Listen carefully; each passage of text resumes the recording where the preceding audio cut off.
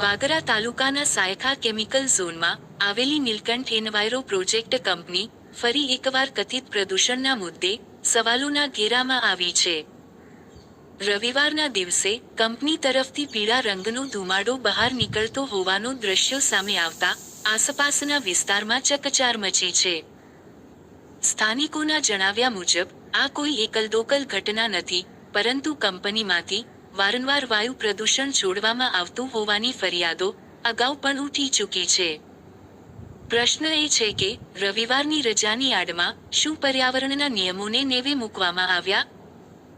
કંપનીની ચીમનીમાંથી નીકળતો પીળાશ પડતો ધુમાડો જો ખરેખર પ્રદૂષિત ગેસનો સંકેત હોય તો તેની પાછળનું સત્ય બહાર લાવવાની જવાબદારી કોની?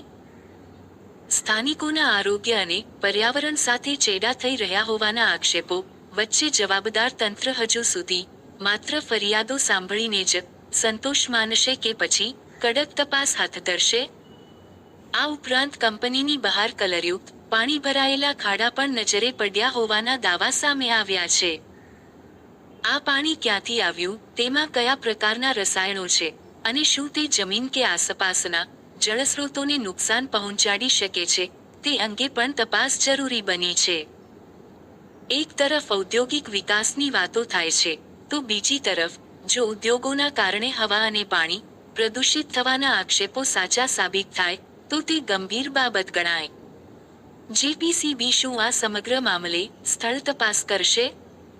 હવાના અને પાણીના નમૂના લઈને વૈજ્ઞાનિક પરીક્ષણ કરાવશે? અને જો નિયમોનો ભંગ સામે આવશે તો કંપની સામે કડક કાર્યવાહી થશે? હવે આ સવાલોના જવાબની રાહ જોવાઈ રહી છે. સ્થાનિકોમાં પણ એવી માંગ ઉઠી રહી છે કે માત્ર કાગળ પરની કાર્યવાહી નહીં, પરંતુ સ્થળ પર જઈને હકીકત તપાસવામાં આવે અને જો પ્રદૂષણના નિયમોનો ભંગ થયો હોય તો જવાબદારો સામે કાયદેસરની કાર્યવાહી કરવામાં આવે. હવે જોવાનું એ રહ્યું કે જીપીસીબી આક્ષેપોને ગંભીરતાથી લઈને કાર્યવાહી કરે છે કે પછી સાયખાના આ પ્રદૂષણના સવાલો ફરી ફાઇલોમાં જ દટાઈ જશે તે જોવું રહ્યું.